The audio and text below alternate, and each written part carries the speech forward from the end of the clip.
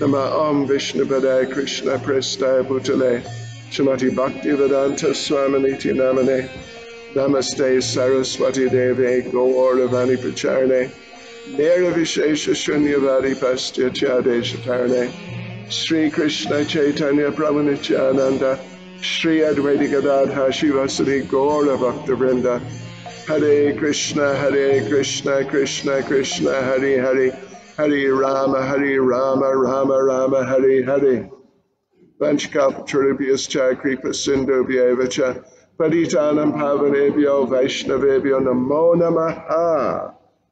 Yes, so here we go. Chapter 5 of Bhagavad Gita as it is, Karma Yoga, action in Krishna consciousness.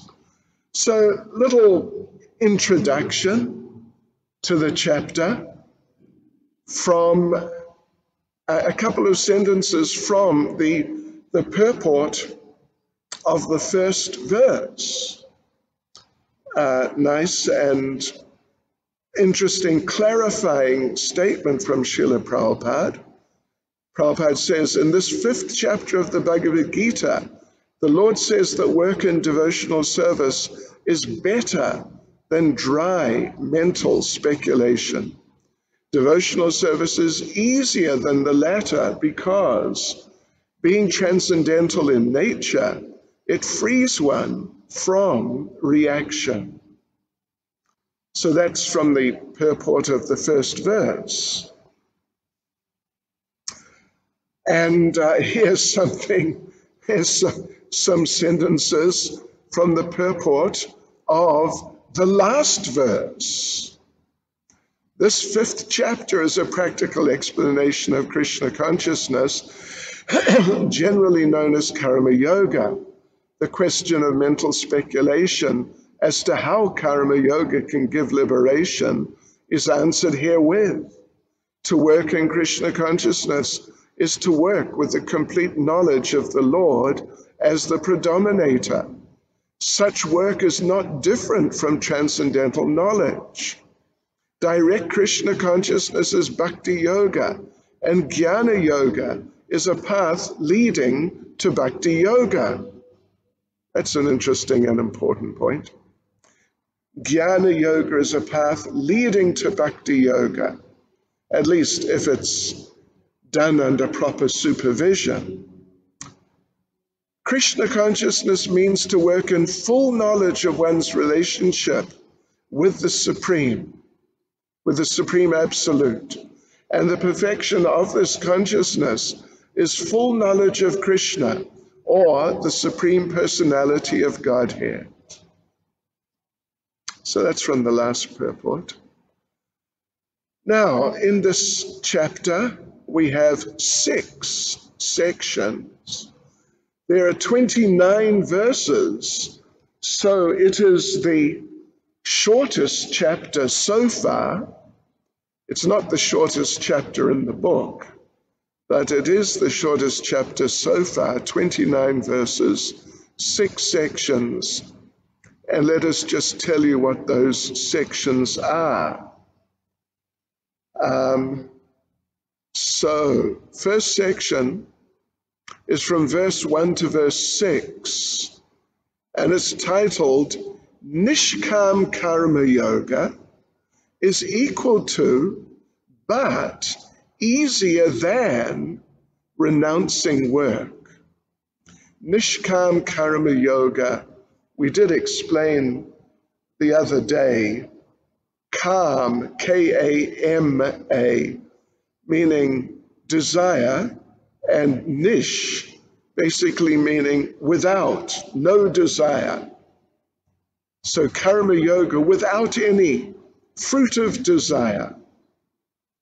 In other words, the mood of offering to the Lord, offering at least the result to the Lord, is complete, or at least very strong. So that form of Karma Yoga, which is higher than the other form, if you remember, the other form is called Sakam Karma Yoga, meaning with desire, fruit of desire. So Nishkam is higher. You know, we're not getting into much detail about which type of yoga, which type of karma yoga. Sometimes in like the more strict yoga ladder presentations, they do get more into Sakam, Nishkam, these two different versions, types of karma yoga, but we're not going to really do that. But at least here we are making a distinction.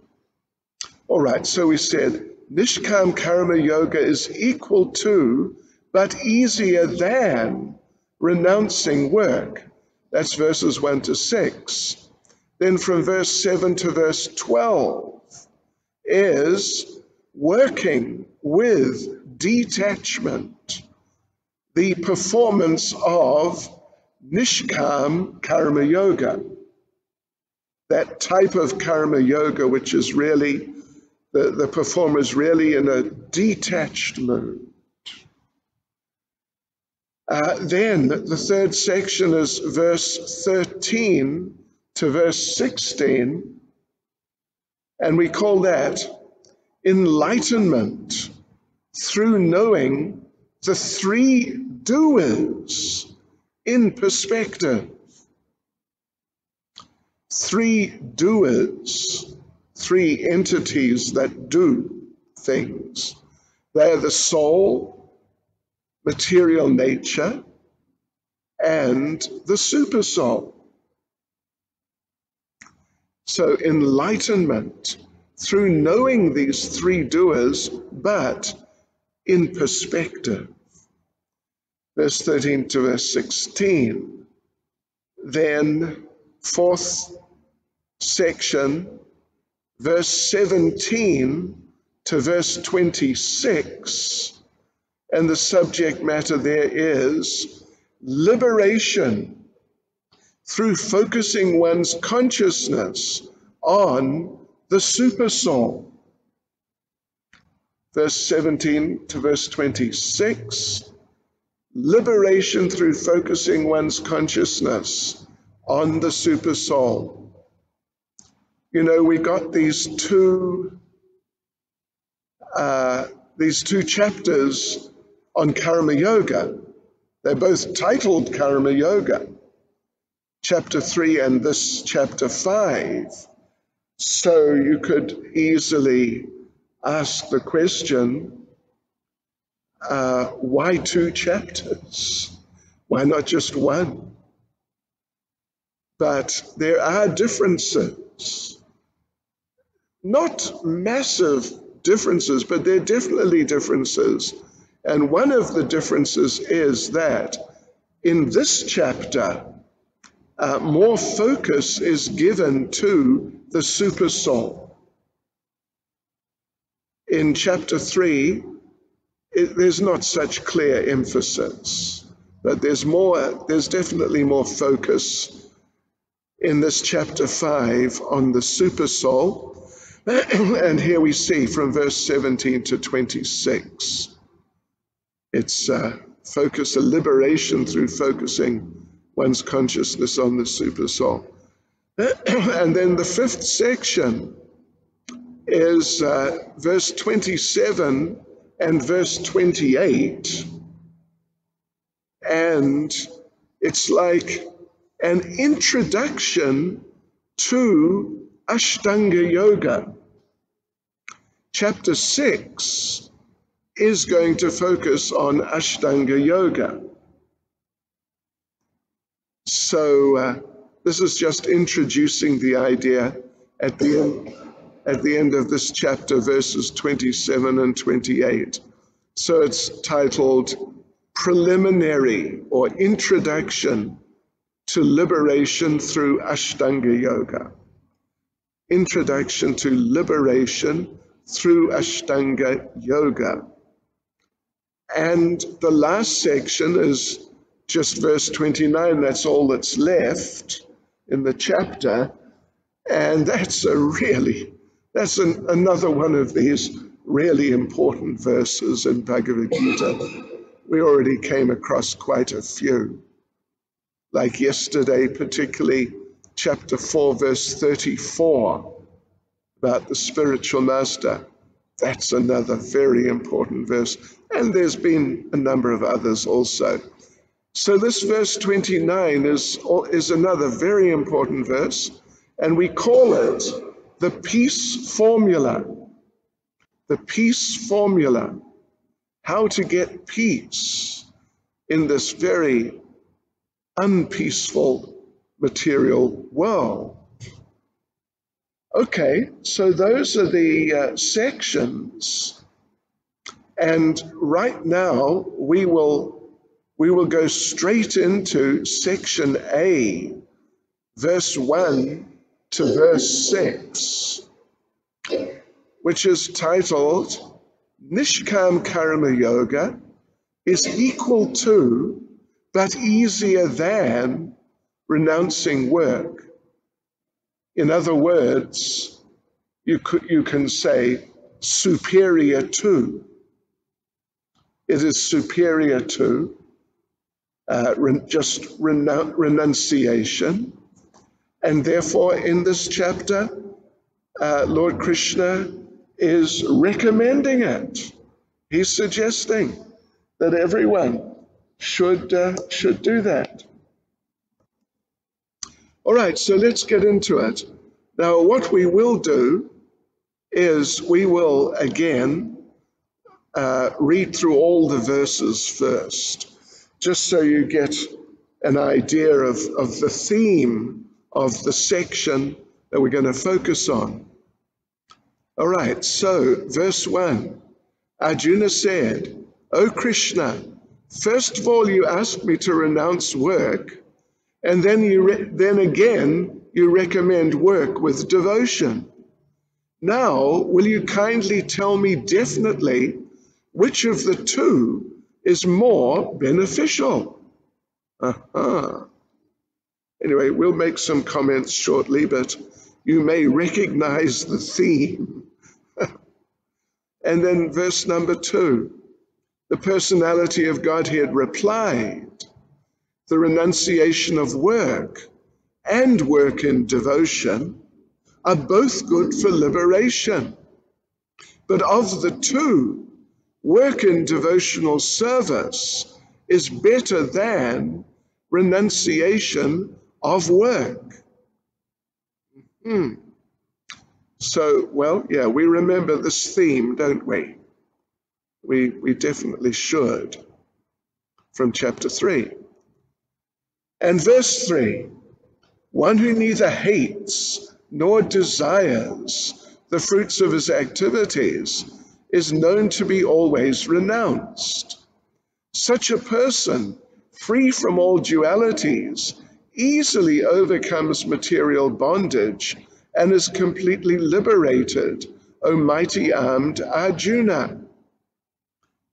And verse 4, only the ignorant speak of devotional service or karma yoga as being different from the analytical study of the material world, Sankhya.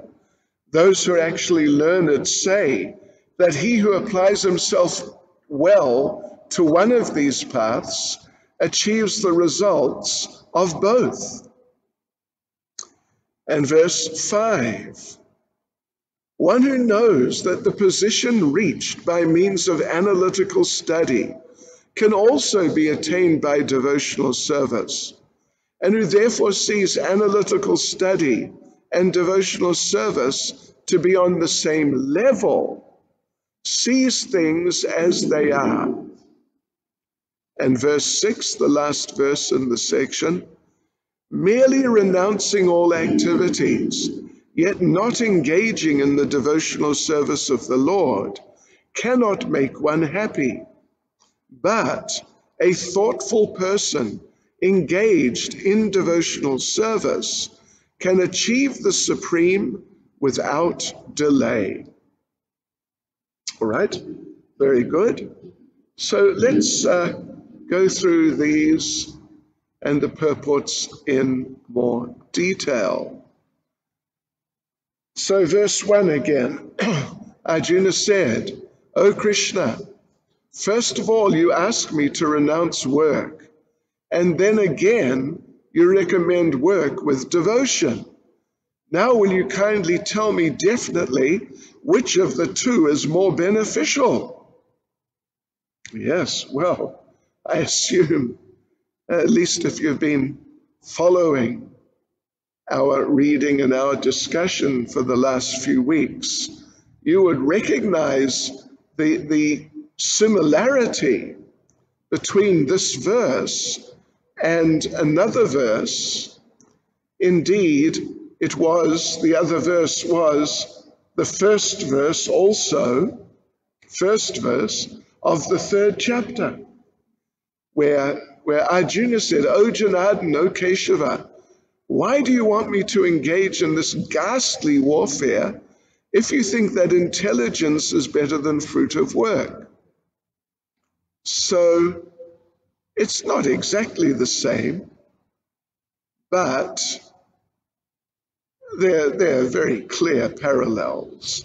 Okay, so let's have a look. We read the other verses through to 6, and it's a fact that in these verses, Lord Krishna is comparing, he uses different terminologies under different circumstances, in different verses. But if we understand the unity which is there between the different terminologies, the different terms by which he refers to different activities, then we'll see that it's pretty much the same question. It's just slightly rephrased, but really it's very much the same. In chapter 3, verse 1, Arjuna was saying that you're saying that intelligence is better than fruit of work, or in other words, not working, because you understand that you shouldn't get entangled in this world. So not working is better than working. Trying to meditate, trying to analyze this world and what is beyond this world.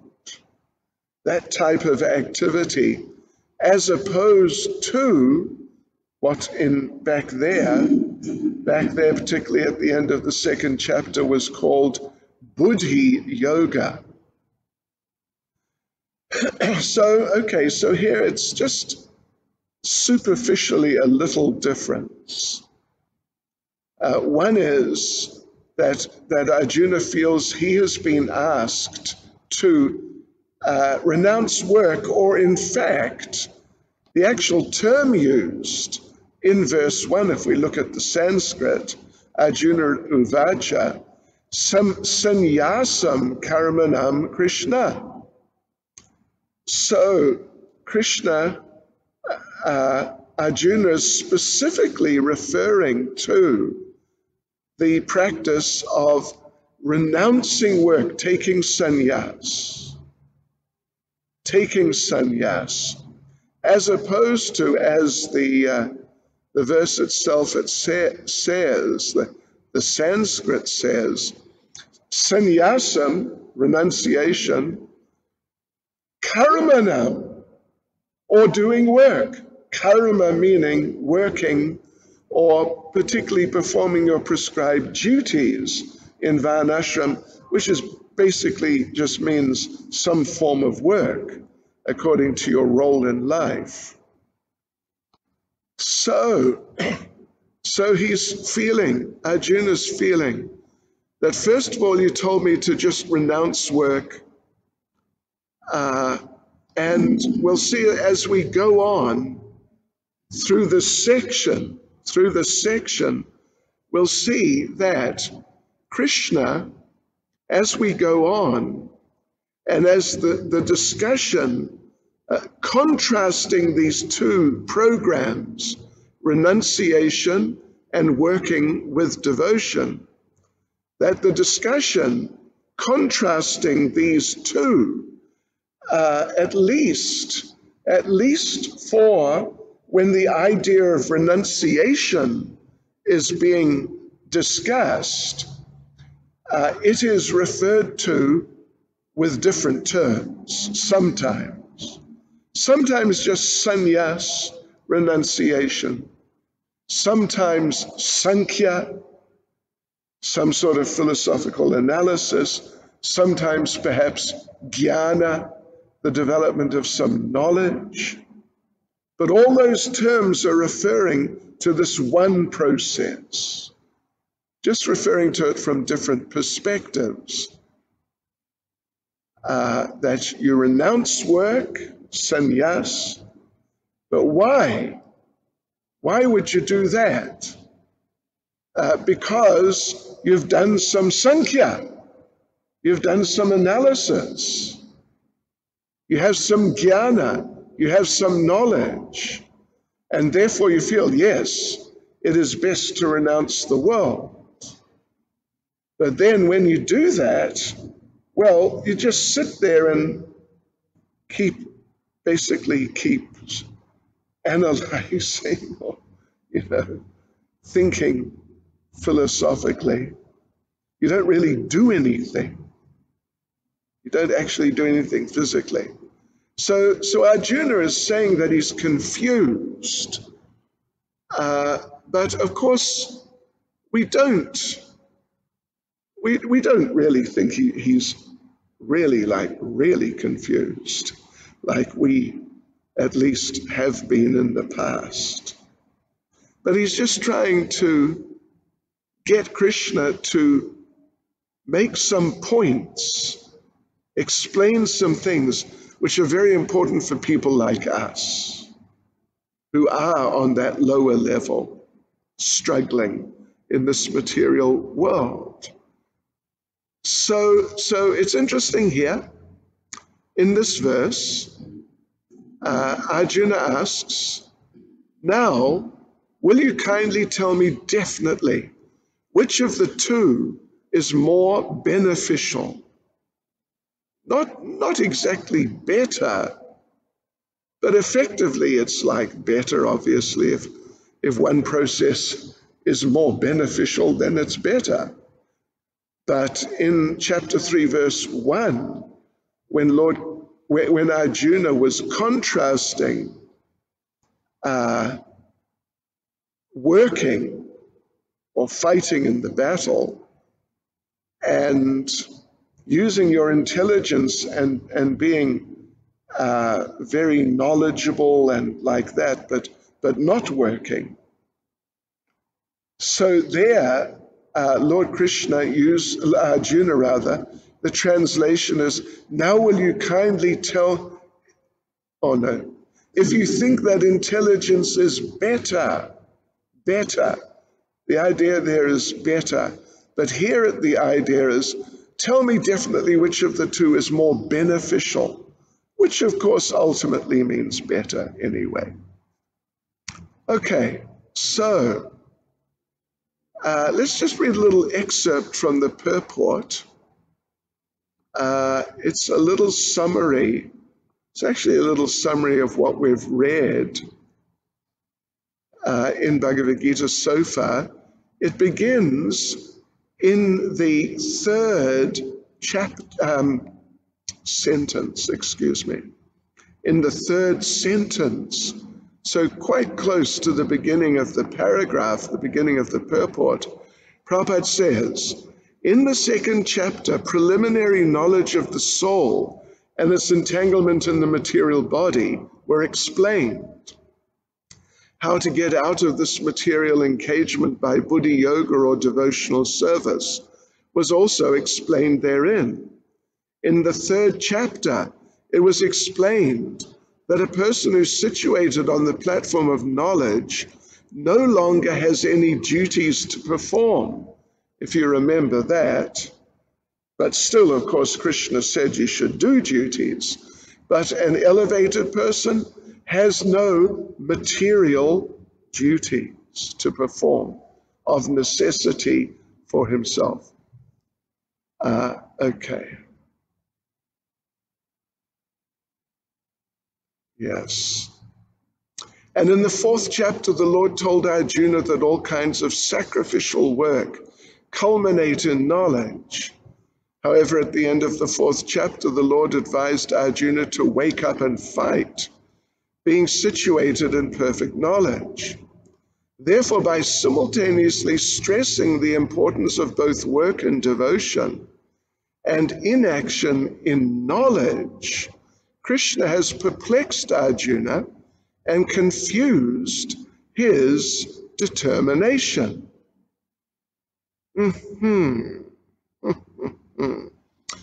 Yeah, so there was the discussion about all the different types of sacrifices, some of which didn't exactly obviously involve a lot of work.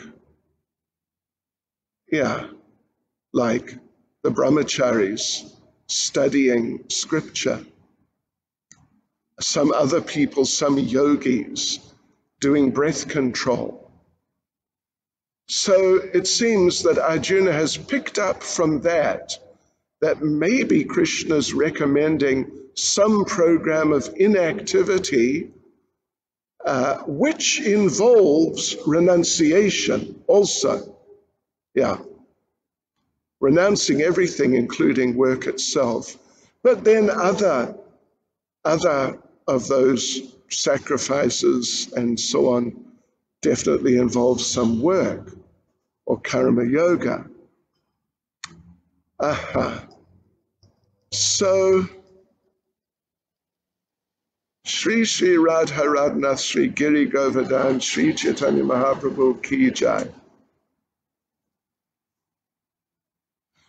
So Prabhupada, there's a little further. In other words, he thinks that sannyas, or renunciation and knowledge, should be altogether free from all kinds of activity, because work and renunciation appear to him to be incompatible. He appears not to have understood what has been discussed, in fact, that work in full knowledge is non-reactive and is therefore the same as inaction. You remember that. That was the 4th chapter. Seeing inaction within action. For a devotee, or karma yogi, but particularly we would say devotee. They're active in Krishna consciousness, but materially they're totally inactive, no reactions. So he appears not to have understood that work in full knowledge is non-reactive and is therefore the same as inaction. He inquires therefore whether he should cease work altogether or work with full knowledge. Anyway, I think we can guess what the answer is there. So it's just for our benefit. It's just for our benefit. Arjuna thinks that knowledge and work are contradictory, like light and darkness, but it's not true. So let's move on to verse 2. The personality of Godhead replied, the renunciation of work and work in devotion are both good for liberation. But of the two, work in devotional service is better than renunciation of work. So, of course, in a certain sense, some program of just renouncing work in order to avoid entanglement on the material level. In other words, an impersonal type of process for liberation, at least impersonal liberation. That's how people achieve impersonal liberation. That's how they do it. They stop work. They become inactive. And maybe they cultivate knowledge, but they definitely don't work, the impersonalists.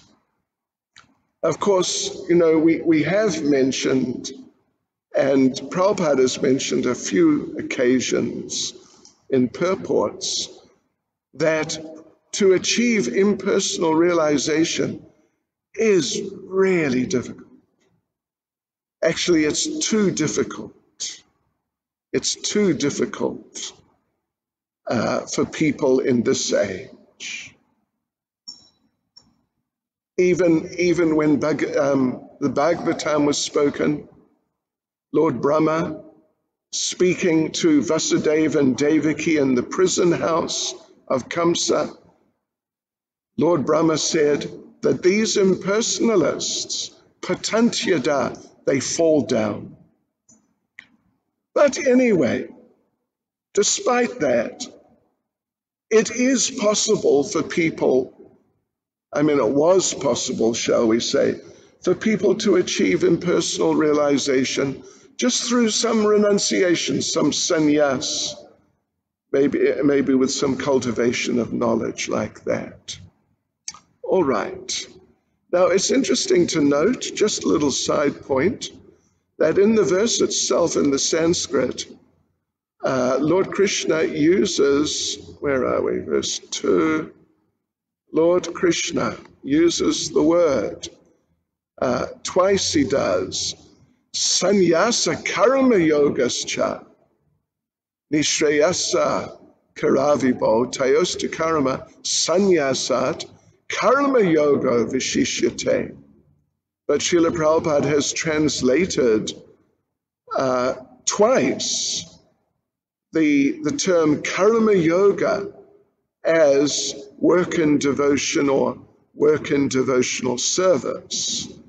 So we already talked about that before, how Prabhupada, because the message of Bhagavad Gita, of course, is devotional service. So Srila Prabhupada, in these earlier chapters, he sometimes, or even often, where karma yoga is being referred to, he just translates it as devotional service. Okay. All right. So now,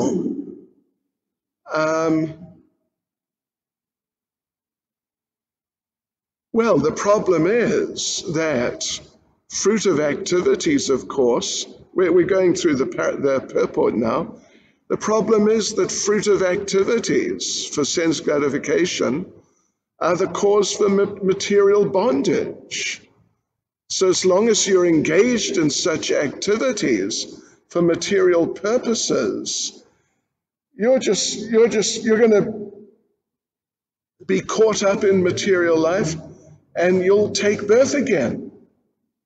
So Srila Prabhupada quotes these 3 verses from Srimad Bhagavatam. I won't read through them all, but the basic point you see at the beginning of the translation, people are mad after sense gratification. And then Prabhupada, the translation goes on, they get caught up in so much nonsense, they're failures in life. But then at the end of the translation there, of these 3 verses, although the mind may be engrossed in fruitive activities and influenced by ignorance, one must develop a love for devotional service to Vasudeva. Only then can one have the opportunity to get out of the bondage of material existence. And Prabhupada says, just right there at the beginning of the next paragraph, therefore jnana, just in and of itself, or in other words, that sannyas, that renunciation, it's just, different, referring to the same process in different ways. Jnana, or knowledge that one is not this body but spirit soul, is not sufficient for liberation. One has to act. You see how Prabhupada puts the word act in italics. One has to act in the status of spirit soul. Otherwise, there's no escape from material bondage. But action in Krishna consciousness is not action on the fruitive platform. Therefore, it is inaction.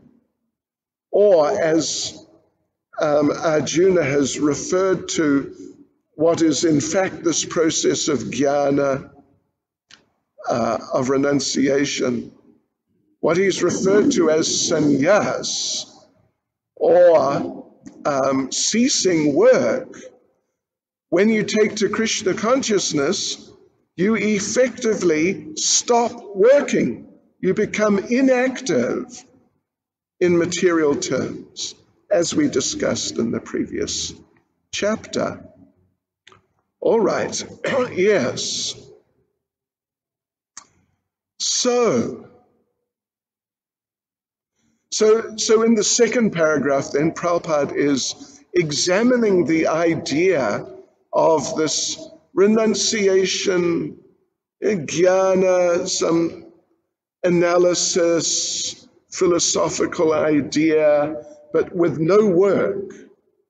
He analyzes that idea as opposed to Krishna consciousness, contrasting the two. And as he says in the verse, as Krishna says, of the two, work and devotional service is better than renunciation of work. Right. And to bring this out, further down the purport, Srila Prabhupada, well, the point is made that the heart will not become purified simply through renunciation. Without Krishna consciousness, mere renunciation of fruitive activities does not actually purify the heart of a conditioned soul. So, if we do action in Krishna consciousness, if we engage in devotional service, then the heart does become purified. The heart becomes cleansed by that purifying process. And how that works, well, how the two work, the material renunciation and acting in devotional service, how the one doesn't purify the heart but the other does. In order to show this, Prabhupada quotes, one verse from Bhakti Rasamrita Sindhu, which we're familiar with. Prapanchi Katya Buddhya, Hari Sambandhi Vastana, Mumukshabi Parityago Vairagyam Falgu Kachate. When persons eager to achieve liberation renounce things related to the Supreme Personality of Godhead, thinking them to be material, their renunciation is called incomplete. But then paraphrasing the parallel verse, if you remember, which explains real Krishna conscious renunciation, you could say. Prabhupada says renunciation is complete when it's in the knowledge that everything in existence belongs to the Lord, and that no one should claim proprietorship over anything. In that verse, anasaktasya vishayan yatarham upyunjata nirbandha Krishna sambandhe yuktam vairagyam uchate. There, the Lord says that if a devotee, understanding that everything belongs to Krishna, if the devotee becomes completely detached from everything, knowing that it's not mine, what's the question of renouncing it? You can't renounce something which is not yours. Then Rupa Goswami says in that translation the devotee becomes rightly situated above possessiveness. Above possessiveness. And you can only renounce something which you feel you possess. If something belongs to someone else, you cannot renounce it. It's a different idea. Detachment should be there, but simply in the sense that it's not mine. So there's no question of being attached or not attached. It's just got nothing to do with me. Now, in regard to this verse, chapter 5, verse 2, we have a question for our Bhakti Shastri students, and it's referring to a verse in Srimad Bhagavatam. Please write down the number 3:23:56. 3:23:56, which says, anyone whose work is not meant to elevate him to religious life, anyone whose religious ritualistic performances do not raise him to renunciation, and anyone situated in renunciation that does not lead him to devotional service to the Supreme Personality of Godhead, must be considered dead, although he is breathing. Right. So the question's on that verse. And the question is, you must cite, referring to a verse that was mentioned in the class pertaining to renunciation, this verse. Anyone whose work is not meant to elevate him to religious life, whose religious performances don't raise him to renunciation, and anyone situated in renunciation that doesn't lead him to devotional service, must be considered what? Must be considered, the answer is dead, although he is breathing. Haribol. Okay, so on to verse 3. One who neither hates nor desires the fruits of his activities is known to be always renounced. Such a person, free from all dualities, easily overcomes material bondage and is completely liberated, O mighty armed Arjuna. So who is Krishna referring to here? We have these two categories of people.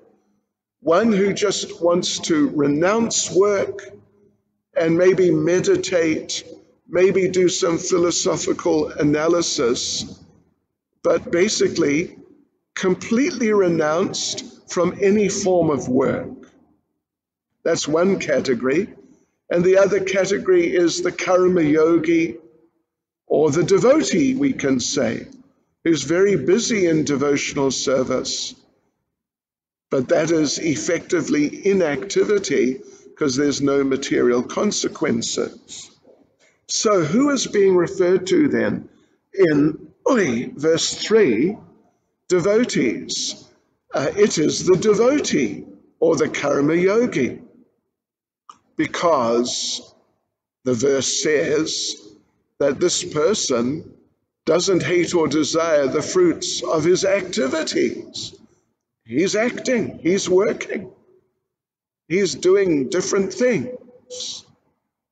So this is another point about the karma yogi or the devotee, which has also been mentioned before, plenty, is that this karma yoga in the second chapter, like the second half of the second chapter, karma yoga was discussed, and it was called buddhi yoga. So it's understood that someone who's doing karma yoga, devotional service, buddhi yoga, they are in knowledge. They're in knowledge.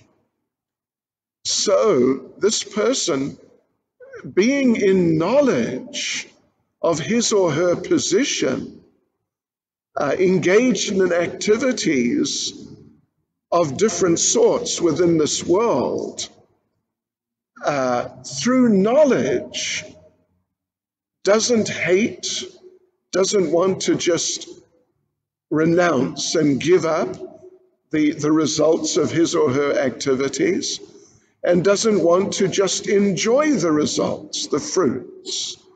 And therefore, the karma yogi or the devotee, the verse is saying, is known to be always renounced. This being renounced is the particular characteristic of the other category, isn't it? Sannyas. Sannyas. They renounce work, maybe they do some meditation, some analysis, but no work. But the devotee, the karma yogi or the devotee, is engaged in an activity, never rejecting the results, and never becoming attached for themselves to the results. In this way, being like that because of their understanding of the situation, they're always renounced. So in other words, the karma yogi or the devotee is also renounced, no less renounced, maybe more renounced than the one who's on this sannyas program of not working and doing some meditation or whatever like that.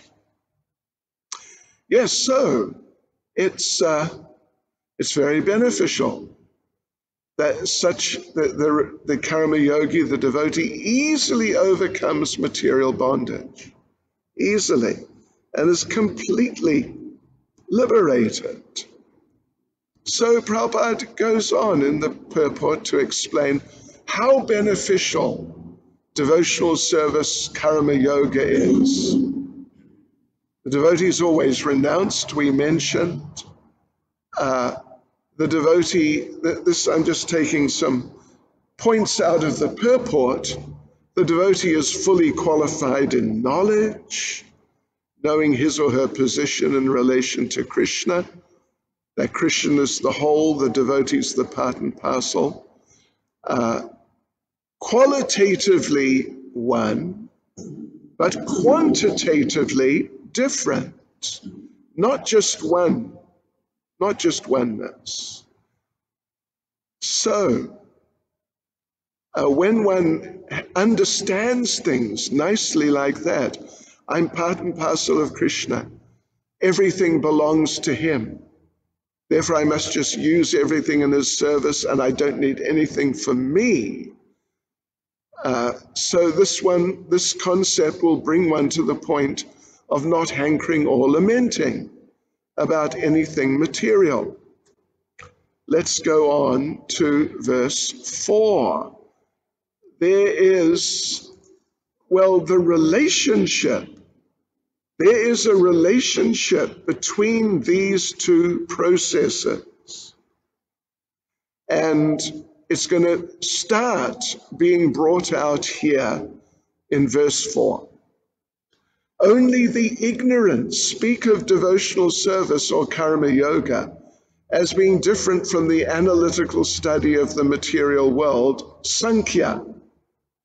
Those who actually learn it say that he who applies himself well to one of these paths achieves the results of both. Well, that's a very interesting point.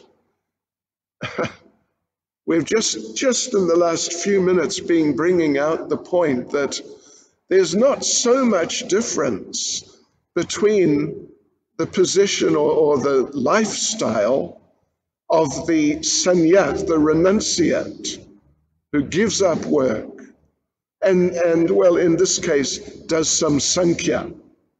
That person and the devotee or karma yogi, there's not so much difference, because they both come to the point of being renounced. So, here Krishna takes it further, though, to say that, at least in a certain sense, we should understand that. It's in a certain sense. that renunciation, which involves Sankhya, and now from now on, the next couple of verses, that process, the renunciation of work, that process, maybe some meditation, cultivating knowledge, some analysis, Sankhya. The term Sankhya is going to be used mainly for it, referring to that process, which is the same renunciation of work process, actually. We already mentioned like that, it's just to make it clear. So here Krishna's introducing Sankhya as an alternative to karma yoga or devotional service, or even not perhaps as an alternative, but showing parallels between the two. So this Sankhya is a natural part of the sannyas spoken in the first couple of verses. We mentioned that. So therefore Sankhya and karma yoga or devotional service, they can work together. Let's just see what Prabhupada says here in the purport. I think it'll make it pretty clear. Let's just get there. So Prabhupada says, the aim of the analytical study of the material world is to find the soul of existence. The soul of the material world is Vishnu, or the supersoul. Devotional service to the Lord entails service to the supersoul. One process is to find the root of the tree, and the other is to water the root. The real student of Sankhya philosophy finds the root of the material world, Vishnu, and then in perfect knowledge engages himself in the service of the Lord. Therefore, in essence, there is no difference between the two, because the aim of both is Vishnu. Those who do not know the ultimate end say that the purposes of Sankhya and karma yoga are not the same. The one who is learned knows the unifying aim in these different processes. Yes, so this is the idea, as Prabhupada mentioned in the middle of the purport. One process, Sankhya, an analytical process, is to find the soul of existence, find the root of the tree of this material world. And the other, devotional service particularly, or karma yoga, is to water the root.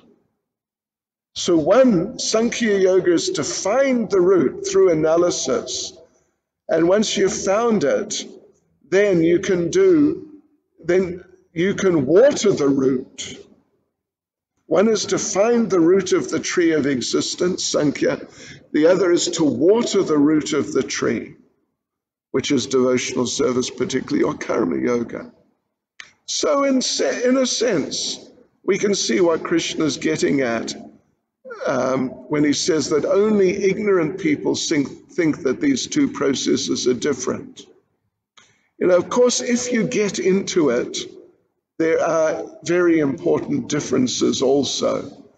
But if you look at them as just being two steps down one path, then there's such a natural connection that there's a type of oneness there. But of course, the fact is that just because you find the root of a tree doesn't mean that you're going to water it.